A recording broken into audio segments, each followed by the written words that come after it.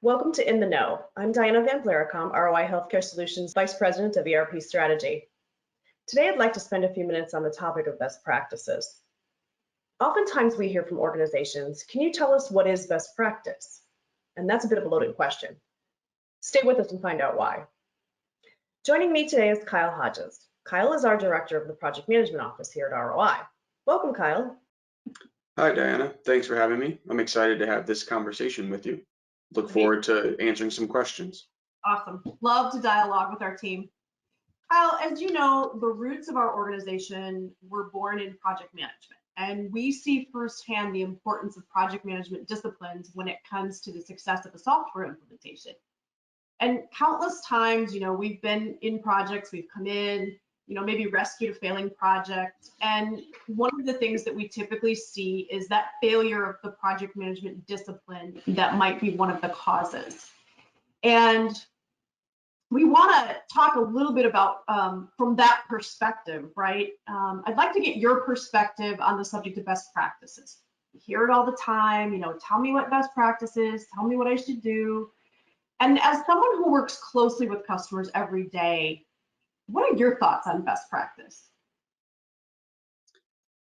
Yeah, so Diana, for me, best practice is a bit of a misnomer, right? As you mentioned, it's a trap.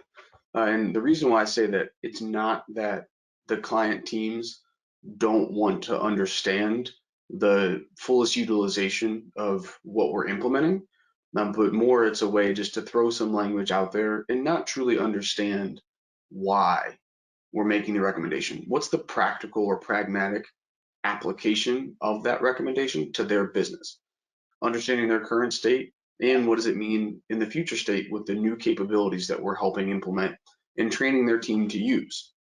So as an example, when a question comes up around best practice, it's really good for us from a project management team and from the consulting group as a whole to unpack what they really mean, because best practice for one organization may be completely different for another based off of the business requirements they have, as well as considering what the future state is that they're trying to get to.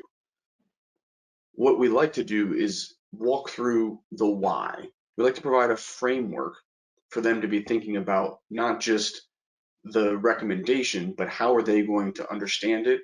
How are they going to bring that forward in their day-to-day operations? And how can they then use that when they're in a go live state to continue to address potential changes in their business?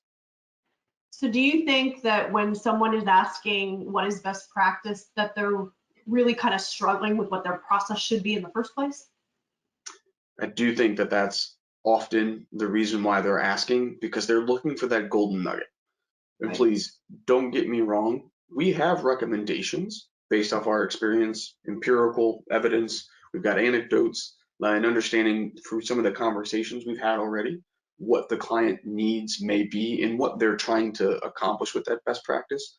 But we want to help them connect the dots and not just give them some answer and they walk out with still a bit of a gap in their understanding for why, and they can't bring it forward in the actual project itself because they just took it as it was and didn't go through the exercise of truly understanding why are we going to implement this leading practice is what I prefer.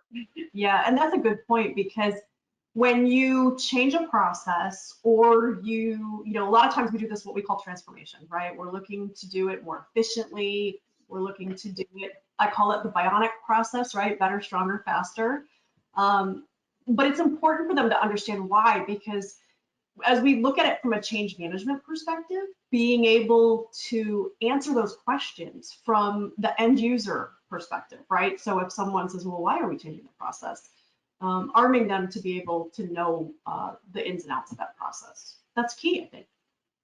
Exactly. And building off your statement there, Diana, about the level of expertise that the project team begins to develop throughout the project lifecycle, this is why we don't just want to give an answer and walk away and say it is what it is. Right. It's really important that understanding from the beginning stages as we're planning out what's happening through the rest of the project, why we're doing that, so that their level of expertise and knowledge grows in each step of the process.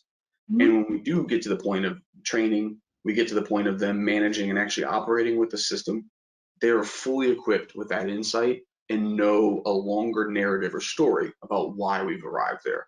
And they can also then make additional recommendations when new business problems are presented. Yeah, and I think that's key. And, you know, from a change management perspective, again, I'm going to go back to change management, because when we do change processes for people, when they understand the why, it's typically easier for them to adopt the new process, and that end user adoption is key. You can add all the software you want, and you can change all the processes you want. And if the team is not willing to actually move, right, we're going to move their cheese, and we're going to move it quite a distance sometimes, right? And we've got to make sure that they're ready to move with the organization as a whole.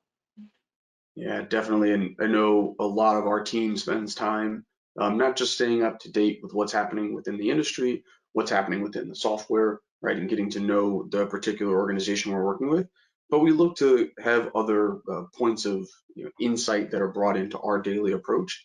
And something that I just listened to a couple of days ago, I think really helps fit here. It was a conversation between Brene Brown and Simon Sinek on one of her podcasts for Dare to Lead. Big for our organization to be able to talk through what does that mean in our practice and how we're engaging as a team. But what was really great about that discussion was talking about not just coming in with these closed-minded approaches, but really having a mindset and a framework to be thinking about what does it mean next? How do we apply this for what we're going to do in the future, and not be so concretely focused on what is happening in the Right. here, Right. and being able to think about it towards the future. And so your point about what's the adoption, right? How do we make that a high success rate? Those are things that the team needs to have in their focal, kind of area on how can they have the right mindset and think about what it also means down the road for those end users who don't have the full narrative, but they can connect those dots. Yeah, that's interesting. And you know, you talk about Dare to Lead, and it really is kind of an interesting read. So for viewers, if they want to take a good read, Dare to Lead, being just putting yourself out there and trying different things. And that's really what these projects are about, right? It's daring to do things differently. And I think a lot of organizations, you know, kind of got thrown into it in the last year, right? With everything that's happened. Suddenly our entire world changed, and now we're working remotely. It's difficult to connect with some folks. I think everybody's gotten a lot better at webcams now. But at first, I think a lot of organizations struggled with it. So it was a lot of change. And I think we're going to see a very interesting shift in the industry.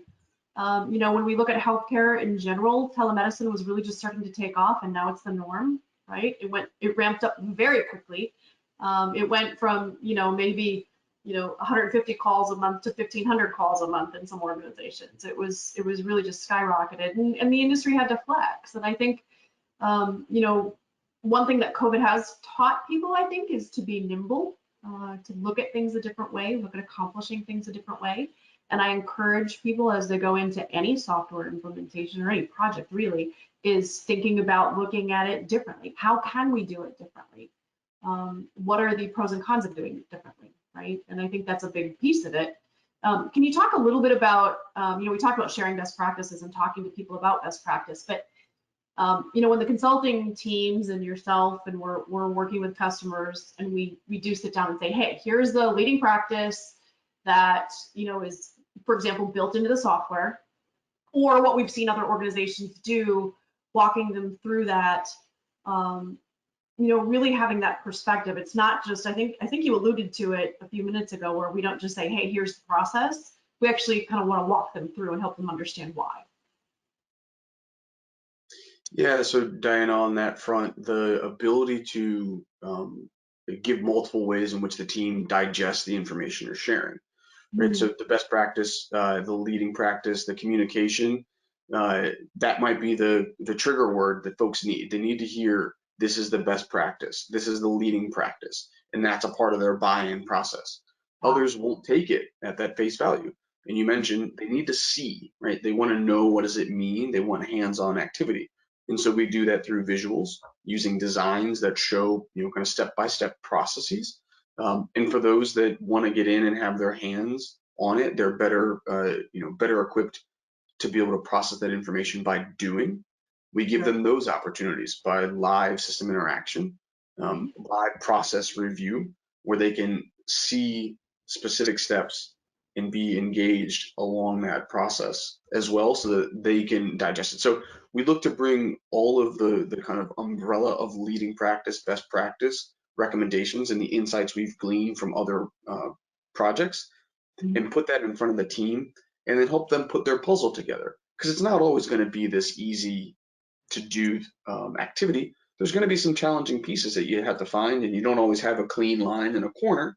Sometimes you got to find the more nuanced jigsaw piece in the middle, but we want to help them get there by using this myriad approach of different ways in which they can digest that information. Right.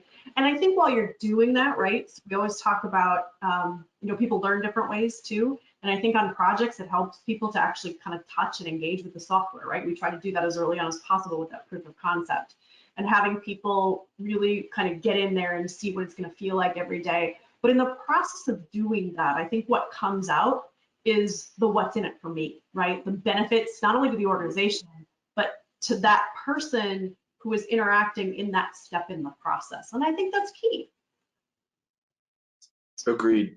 Not everyone participates at the front end of maybe signing off on a project charter or understanding what are the intended benefits and the key metrics that we want to be able to evaluate throughout a project. But what we have running as consistent threads in each phase is that connection back to the charter, back to the reason why we're doing this project. And we like to bring that out so that the team does understand what's in it for them individually, what's in it for them within their department, right? The circle begins to grow. What's in it for their organization as you get to the more macro level. Project charter is one element of it, but then the end product is what we're trying to get them to and have them see that along the way, so they realize what the true benefit is of all the work we're doing and the process and method for getting there. Yeah, and that leading practice could be a simple change in the procedure. It could be adding some really, powerful technology, routing approvals, any type of automation that we can do is always a good thing, where we can move data more effectively. And I think that's key. But I think you actually said it a few minutes ago. You said it's connecting the dots for people. It's connecting the dots for the users to understand what are other organizations doing, what should we be doing as an organization. And I like your new term, the leading practice.